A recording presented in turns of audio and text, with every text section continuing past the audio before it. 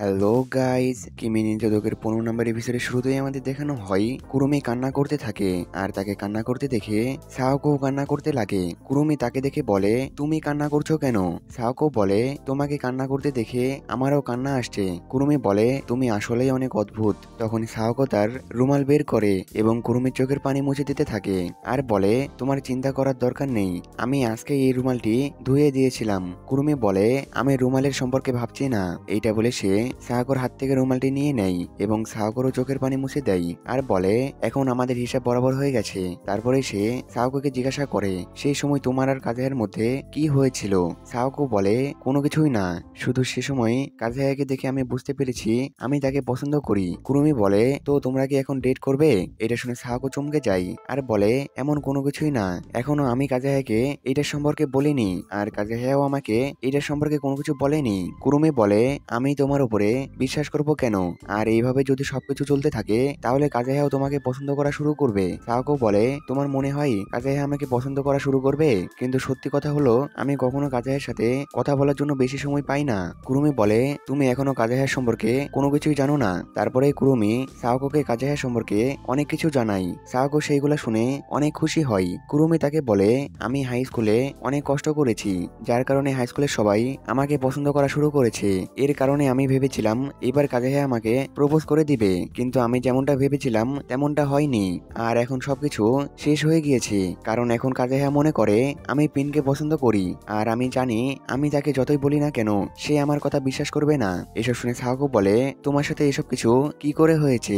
কুরুমি বলে, এসব কিছু তোমার জন্য হয়েছে, কিন্তু এখন এসবে কোনো কিছু যায় আসে না, কারণ আমি জানি কাজেহার ভেতরে আমার জন্য কোনো ফিলিংস নেই। আর সে এখন ভাবে আমি পিনকে পছন্দ করি, সেই জন্য এখন কোনো কিছু হবে না। সাওকো বলে, আমাকে যখন কাজেহা নিয়ে গিয়েছিল তখন সে মনে করেছিল আমি রিউকে পছন্দ করি, কিন্তু তার সাথে কথা বলার পরে সবকিছু ঠিক হয়ে গিয়েছে, সেই জন্য আমার মনে হয় তোমার তার সাথে কথা বলা উচিত। কুরুমি কোনো কিছু না বলে সেখান থেকে চলে যেতে থাকে। সাওকো সেখানে দাঁড়িয়ে থেকে ভাবতে থাকে, আমি আর কুরুমি একজনকে পছন্দ করি, তো আমার মনে হয় আমরা কখনোই বন্ধু হতে পারবো না, কিন্তু আমি তাও তার সাথে বন্ধুত্ব করতে চাই। তারপরে আমাদের দেখানো হয় কুরুমি তার ফ্রেন্ডদের সাথে দেখা করে। তারা তার সাথে কিছুক্ষণ কথা বলার পরে সেখান থেকে চলে যায় আর কুরুমি তার জুতার কাছে দাঁড়িয়ে থাকে আর তার পুরোনো কথাগুলো মনে পড়তে থাকে, যে এখানে মিডিল স্কুলে সবাই তাকে পছন্দ করত এবং সবাই তার বন্ধু হতে চাইতো। সেখানে তার লাইফ অনেক ভালো ছিল, কিন্তু একদিন হঠাৎ করে একটি ছেলে তাকে প্রপোজ করে এবং সে মানা করে দেয়।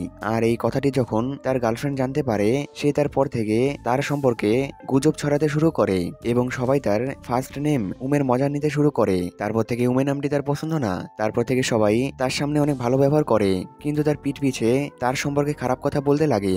আর কুরুমি এসব কিছু জানতো। তারপর একদিন ক্লাসে বসে থেকে সে কান্না করতে থাকে, তখনই হঠাৎ করে সেখানে কাজেহা চলে আসে। কাজেহাকে দেখে সে চুপ হয়ে যায়। কাজেহা বলে, তুমি এখানে কি করছো? কুরুমি বলে, আমার কাছে করার মতন কোনো কিছুই নেই, সেই জন্য আমি এখানে বসে আছি। কাজেহা বলে, তুমি কি ঠিক আছো?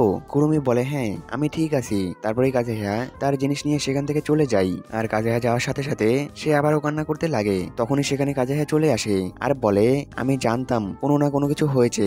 আর কাজেহাকে দেখে সে আরো জোরে জোরে কান্না করতে লাগে। কাজেহা এসব দেখে তার কাছে যায় এবং তাকে শান্ত করে। তারপর থেকে কুরুমি তাকে পছন্দ করা শুরু করে। কাজেহা স্কুলে অনেক পপুলার ছিল আর সবাই তাকে পছন্দ করত। তারপর থেকে আজ পর্যন্ত কুরুমি তাকে ইমপ্রেস করার চেষ্টা করে। তারপরে সিন শিফট হয় এবং আমাদের প্রেজেন্টের সিন দেখানো হয়। স্কুল শেষ হয়ে যাওয়ার পরে কাজেহা তার সাইকেল নিয়ে সেখান থেকে যেতে লাগে। তখন সে কুরুমিকে দেখে। কুরুমিকে দেখে সে বলে, কুরুমি, আমার তোমার সম্পর্কে কোনো ধারণাই ছিল না।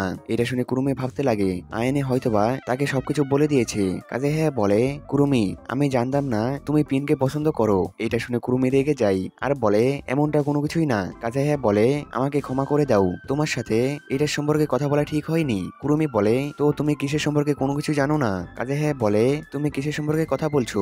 এটা শুনে কুরুমি বুঝতে পারে সাহাকো কাজেহাকে কোনো কিছু বলেনি। তারপরে সে কাজেহাকে সাহাকো সম্পর্কে জিজ্ঞাসা করে। কাজেহা সাহাকোর অনেক সুনাম করে আর বলে, সে আসলে অনেক ভালো, কিন্তু সবাই তাকে ভুল বুঝে। কিন্তু আমার তার একটি জিনিস অনেক ভালো লাগে, সে কখনো পিছিয়ে হটে না, সবসময় চেষ্টা করতে থাকে। সে হেসে বলে, সাহাকো আমার আর তোমার মতন না, তার মানুষদের সাথে কথা বলতে সমস্যা হয়, কিন্তু আয়ানে আর চিজুরু তার অনেক সাহায্য করেছে আর এর কারণে আমি অনেক খুশি।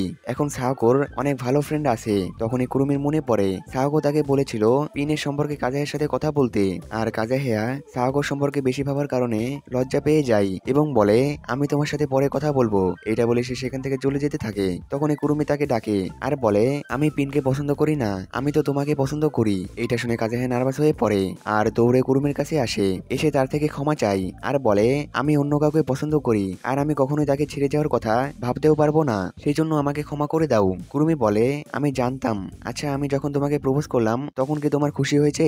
কাজেহা বলে হ্যাঁ। এটা শুনে কুরুমি অনেক খুশি হয় আর কাজেহাকে তার ফার্স্ট নেম ধরে ডাকতে বলে। কাজেহা তার ফার্স্ট নেম উমে বলে ডাকে। এটা শুনে কুরুমি খুশি হয় আর বলে এখন আমার এই নামটি খারাপ লাগে না। তারপরে সে বলে আমি তোমাকে এই কথাটি বলতে চেয়েছিলাম না, কারণ আমার কাছে আরো অনেক প্ল্যান ছিল, কিন্তু আমি এখন বুঝতে পেরেছি আমার আর কোনো প্ল্যান কাজে লাগবে না। কাজেহা বলে এসব কি বলছো?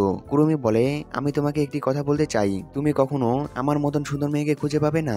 আর সে ভালো সাজার নাটক বন্ধ করে দেয়। এইটা দেখে কাজেহা বলে কুরুমি আমি এর আগে তোমাকে এরকম ব্যবহার করতে কখনো দেখিনি। কুরুমি বলে কাজেহা তোমার টেস্ট অনেক খারাপ। এটা বলে সে সেখান থেকে চলে যায় আর এটা শুনে কাজেহা কোনো কিছু বুঝতে পারে না। তারপরে আমাদের দেখানো হয় সাহাকো আয়ানে চিজুর সাথে বাসায় যেতে থাকে আর সাহাকো তাদেরকে বলে আমি কাজেহাকে পছন্দ করি। এটা শুনে তারা দুজন অনেক খুশি হয় আর সাহাকোকে জিজ্ঞাসা করে তুমি এটা কিভাবে বুঝতে পারলে যে তুমি কাজেহাকে পছন্দ করো? এটা শুনে সাহাকো কুরুমির সম্পর্কে ভাবতে লাগে আর বলে এইসব কিছু কুরুমির জন্য হয়েছে। তারপরে সিন শিফট হয় এবং আমাদের দেখানো হয় দ্বিতীয় দিন কুরুমি চশমা পরে স্কুলে আসে আর তাকে দেখে সবাই অনেক অবাক হয়। তারপরে পিন তাকে দেখে আর তাকে জিজ্ঞাসা করে তুমি এই চশমা পরে স্কুলে কেন এসেছো? এটা বলে সে তাকে ভালোভাবে দেখতে লাগে আর বলে তুমি তো সেই মেয়েটি যাকে আমি সেই দিন রিজেক্ট করে দিয়েছিলাম, তো তুমি কি বাসায় গিয়ে কান্না করছিলে আর যার কারণে তোমার চোখে দাগ পড়ে গিয়েছে, সেই জন্য সেটি ঢাকার জন্য তুমি চশমা পরে এসেছো, কিন্তু আমি এখানে কোনো কিছু করতে পারবো না। কুরুমি বলে আমাকে এখান থেকে যেতে দাও। এটা বলে সে সেখান থেকে চলে যেতে লাগে। তখনই পিন বলে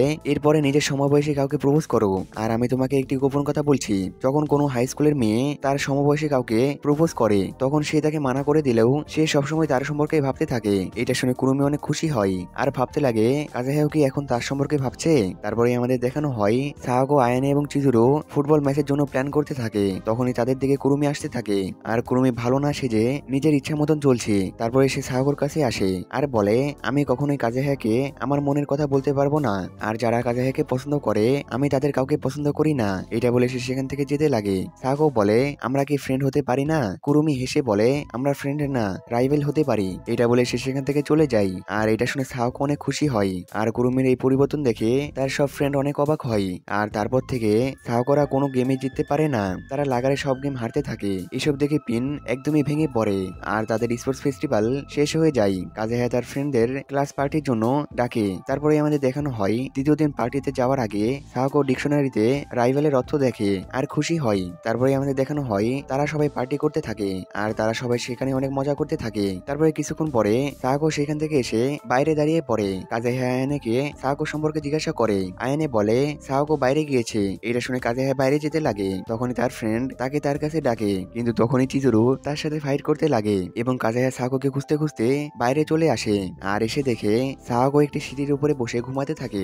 এইটা দেখে সে তার কাছে গিয়ে তাকে ডাকে, কিন্তু সাহাকো কোনো উত্তর দেয় না। এটা দেখে কাজেহা সাহাকোকে তার ফার্স্ট নেম ধরে ডাকে। তখন সাহাকো উত্তর দেয়। এটা দেখে কাজেহা ভয় পেয়ে যায় আর ভাবতে লাগে সে কি জেগে আছে, কিন্তু সে দেখে সাহাকো ঘুমের মধ্যে কথা বলছে। তখনই সাহাকো কাজেহার দিকে ঘোরে আর তার কাঁধের উপরে মাথা রেখে ঘুমিয়ে পড়ে। এটা দেখে কাজেহা অনেক লজ্জা পেয়ে যায় আর এইখানে এই এপিসোড শেষ হয়ে যায়। দেখা হচ্ছে নেক্সট এপিসোডে। আল্লাহ হাফেজ।